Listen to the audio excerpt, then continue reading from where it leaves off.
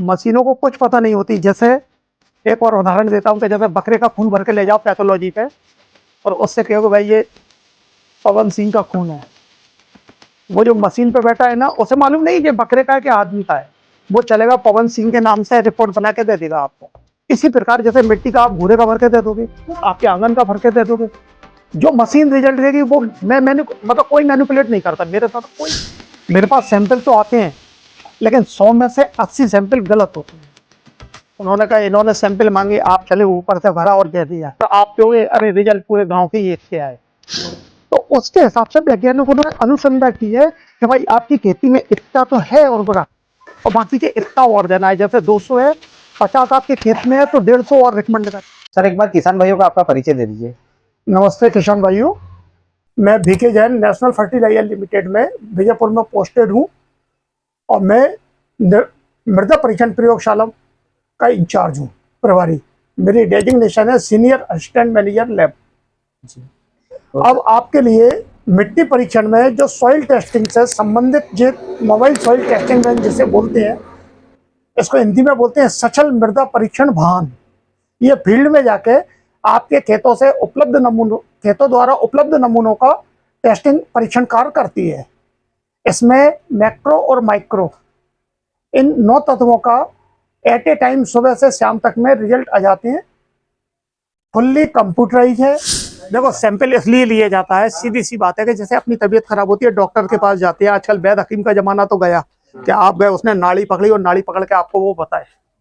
आप क्या करेंगे, उसके पास गए उसने का ब्लड टेस्ट लिख दिया, यूरिन टेस्ट लिख दिया, जो भी है वो सब कमियां तो वही अपन मिट्टी की देखना चाह रहे हैं। अब क्योंकि ह्यूमन की बजाय अपन सॉइल की देख रहे हैं तो सॉइल के अपने तरीके हैं।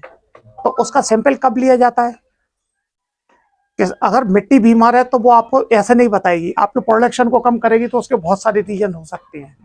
तो भाई मेरी पैदावार कम क्यों निकली, पड़ोसी से इसकी कम क्यों निकली। उसका सबसे अच्छा तरीका ये है कि सॉइल टेस्टिंग अपन करवाते हैं। और ये कब करवाते हैं, अब मैं एक उदाहरण के तौर पे आपको बताता हूँ कि जैसे यहाँ से खरगोन जाने के लिए आपको 50 रुपये लगते हैं। अब 25 रुपये आपके पास जेब में है, तो अब 25 रुपये और व्यवस्था करना है, तब आप खरगोन पहुंचोगे। सीधी सी बात है। बस वाला फ्री में बैठा ले जाए, आप किसी को छीन लो, किसी से उठा लो या किसी से उधार मांग लो, मतलब जो भी लगेंगे आपके खरगोन जाने के 85 रुपये। तो इसी प्रकार हर फसल को एक उत्पादन के लिए, ये जैसे सोयाबीन है, सोयाबीन क्रॉप के लिए एक कुछ एलिमेंट्स चाहिए ही चाहिए। अगर नहीं दोगे तो वो मुंह से तो नहीं बोलेगी, वो क्या कहेगी, क्रॉप को कम कर देगी। तो आप क्या हो गया, अरे साहब मेरा गेहूं का नुकसान हो गया, मेरा सोयाबीन का नुकसान हो गया। तो इसके लिए सबसे अच्छा अपन ये करना है, इसीलिए अपन मृदा के नमूनों का टेस्ट करवाती है। अब उसमें होता क्या है कि उसमें 3 तरीके होते हैं। एक तरीके में अपन सैंपल कलेक्शन करते हैं, दूसरे में परिणाम आते हैं और तीसरे में फिर जो वैज्ञानिक द्वारा प्रतिपादित है अनुशंसा, सिफारिश करेंगे कि जैसे आपने कहा मैं गेहूं बो रहा हूं, तो उसके हिसाब से वैज्ञानिकों ने अनुसंधान की है कि भाई आपकी खेती में इतना तो है उर्वरक और बाकी के इतना और देना है। जैसे 200 है, 50 आपके खेत में है तो 150 और रिकमेंड करेगा वो कि 150 और दो, यानी 200 मिल जाएगा, यानी वो अच्छा हो जाएगा। तो इसलिए तो अपन ये मिट्टी परीक्षण कर सैंपल करवाते हैं। अच्छा, ये सैंपल लेते कैसे हैं? सैंपल लेने का, जब आपकी फसल कटी है, उस कटने के बाद जब आपने 15-20 दिन जो भी उसको पिलाओ वगैरह जो भी कुछ करना है वो सब कर दिया, फिर क्या धूप में पड़ा रहने दो, जो बैक्टीरिया वगैरह के अंडे वगैरह वो सब मर जाएंगे, मतलब जो कीटनाशक चीजें थी वो भी खत्म हो जाएंगी धूप की गर्मी के कारण। धूप लगने के बाद जब अपन लेंगे उसकी जो लेबलिंग करने के बाद, फिर 4-6 दिन बाद उसका सैंपल ले लेना है अपन को। जो भी आप फसल उपयोग करते हो, जैसे गेहूं, चना, धना, सोयाबीन वगैरह ये फसलें, इनकी देखना कि जड़ केवल 6 इंच तक जाती है, 6 इंच से ज्यादा नहीं जाती। तो अपन को इसका गड्ढा कितना खोदना है, 6 इंच का। तो समतल मिट्टी है, इसमें अपन भी आकार में एक गड्ढा खोद लेंगे। भी आकार अपने आप हो जाता है, ये लिखा पढ़ने वाली बात है कि भी आकार, एक फड़ुआ इधर से मारेंगे एक इधर से मारेंगे तो भी शेप में जाएगा। अपन क्या करेंगे कि भी शेप में आके फिर ऐसा किनारी बन गई उसकी, इस किनारी को बारीक से बारीक 1 इंच आधा इंच की किनारी काटेंगे, ऊपर से 0 से लेकर और 6 इंच तक गड्ढा खोद के नहीं उसकी मिट्टी फेंक दी। अब जो मिट्टी गिरी 6 इंच की, उस मिट्टी को अपन एक पॉलीथीन में फटाफट रख के और धूप की बजाय छाए पेड़ की छांव में ले आएंगे, कहीं भी छाए वाली जगह पे।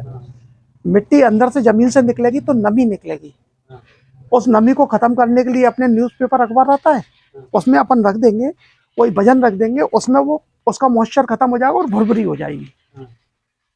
ऐसे अब कितना लेना चाहिए अपन को, तो आप ऐसा करें कि 1 एकड़ में मोटा मोटा सा 5 गड्ढे, 5 से 8 गड्ढे अपन को खोदना है। उन 8 गड्ढों की मिट्टी इकट्ठी करके एक सैंपल, 10 बीघा का एक सैंपल बनता है। 1 हेक्टेयर के 10 गड्ढों से जो मिट्टी इकट्ठी करी अपन ने, मिट्टी मुश्किल से होगी 50-50, 100 ग्राम मिट्टी इकट्ठी होगी।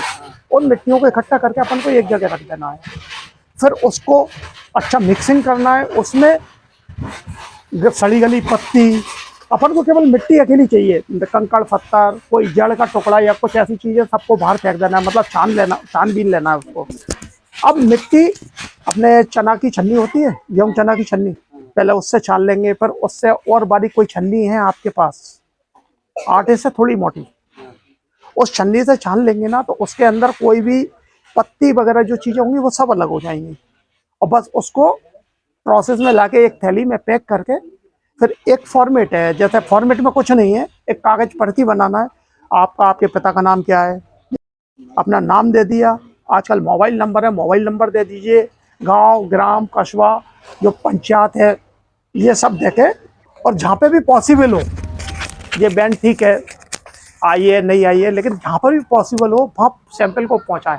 जहाँ केवीके हो, कृषि विज्ञान केंद्र खरगोन में है, जहाँ से खरगोन जाते हो केवीके में जाओ, फ्री ऑफ कॉस्ट है किसानों के लिए। तो वो आपको कहीं जाना भी नहीं है, आपके गांव में एक एनजीओ काम कर रहा है आधा खा के नाम से, जो अभिषेक जी यहाँ आए हैं। आप इनको भी आपकी मृदा, जो है सर ने बताया 250-300 ग्राम मृदा खेत के 8-10 जगह से इकट्ठा करके आप इनको दे दीजिए। बाकायदा अपना नाम लिख के वो एक पर्ची देंगे, उस पर्ची में पूरा नाम और डिटेल्स, आपका कौन से गाँव से, ब्लॉक, मोबाइल नंबर सब, तो आप इनको दे दीजिए। इनको फ्री ऑफ कॉस्ट आपको टेस्ट करवा के देंगे। जैसे हमारी लेब आइए, हम भी फ्री ऑफ कॉस्ट करके देते हैं, हमें दे दे या किसी को दे दे, तो आपको परीक्षण करके फसल लगने से पूर्व आपको दे देंगे।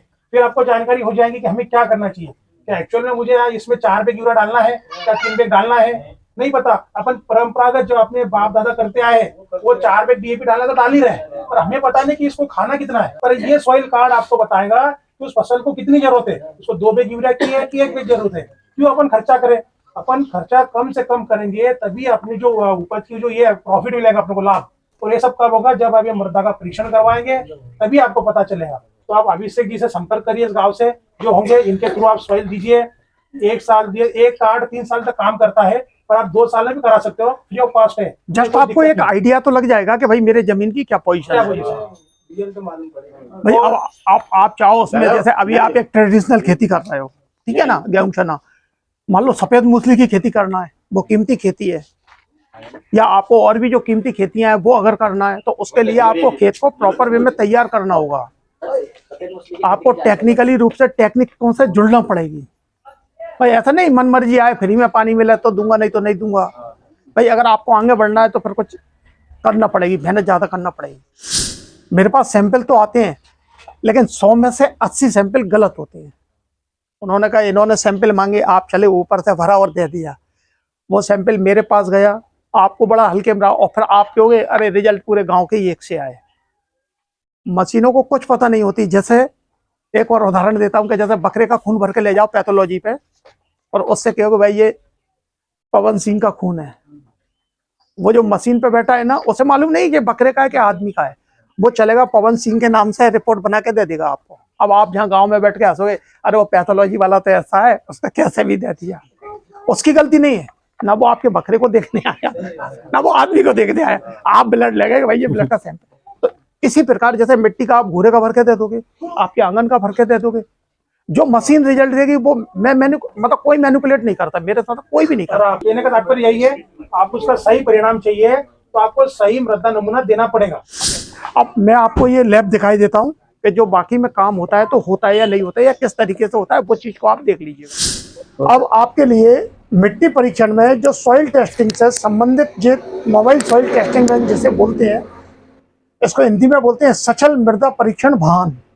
ये फील्ड में जाके आपके खेतों द्वारा उपलब्ध नमूनों का टेस्टिंग परीक्षण कार्य करती है। इसमें मैक्रो और माइक्रो इन 9 तत्वों का एट ए टाइम सुबह से शाम तक में रिजल्ट आ जाते हैं। फुल्ली कंप्यूटराइज है, इसमें कुछ मैनुअल किया जाता है। जैसे आप ये पहले नंबर पे मशीन देख रहे हैं, ये माइक्रो न्यूट्रिएंट्स की मशीन है। इसमें 4 से 6 एलिमेंट लिए जाते हैं माइक्रो में। मैक्रो में ये सब मशीनें हैं जिनका क्रमवार पहले अपन सैंपल को तैयार करते हैं। सैंपल तैयार करने के बाद उसमें पीएच, उसकी अम्लीयता क्षारीयता देखते हैं सैंपल की, उसकी कंडक्टिविटी विद्युत चालकता देखते हैं, आयनों का मूवमेंट, फिर उसमें ऑर्गेनिक कार्बन देखते हैं जो नाइट्रोजन को वो करता है, और फास्फोरस और पोटास। 5 ये और 9 मतलब टोटल 9 से 11 तत्वों को लिया जाता है। 6 माइक्रो के और 5 मैक्रो के परीक्षण होते हैं जी। इसमें ये वाली जो मशीन है ये पोटास का काम करती है, पोटास निकालती है इससे। ये वाली फास्फोरस और आपका ओसी, एक कैलोरीमेट्री है ये मशीन, ये भी लगभग उसी काम में आती है। ये पीएच मीटर और ये कंडक्टिविटी मीटर जी, ये उससे सपोर्ट इंस्ट्रूमेंट है, उपकरण। ये शेकर का काम करती है, शेक करती है चीज को, मिलाना, मिक्स करना। ये फर्नेस है, किसी चीज को अगर मॉइस्चर है उसको खत्म करना है, मतलब अल्टीमेटली ये गर्म करने का काम करती है।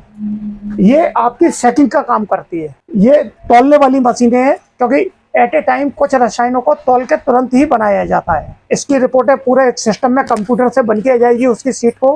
फिर हमारे एनएफएल की परीक्षण रिपोर्ट का एक फॉर्मेट है, उस फॉर्मेट में पूरी अनुशंसा के साथ किसान भाइयों को, जैसे सोयाबीन है तो सोयाबीन में डोज, उस फसल में कितना डोज लगेगा, आपकी जमीन में कितनी मात्रा उपलब्ध है और कितनी आपको एक्सेस में देना है। अगर वही फसल चेंज हो जाएगी गेहूं, तो गेहूं में वो चीज अलग हो जाएगी, धान में अलग जाएगी, मक्का में अलग जाएगी, ऐसे सब में डिस्ट्रीब्यूशन अलग अलग होगा, सब में अलग अलग वितरित होगी खाद।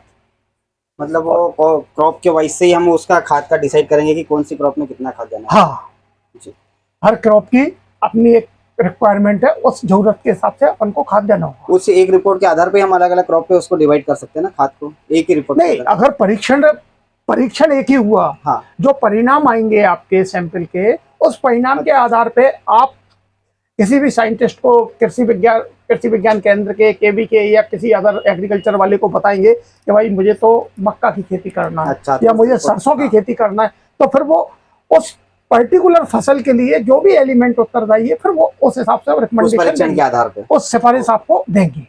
ये ठीक है, बहुत बहुत धन्यवाद सर। थैंक यू, बहुत धन्यवाद। आपने किसान भाइयों को इतनी अच्छी जानकारी दी, किसान भाइयों को इतना सब कुछ बताया, धन्यवाद।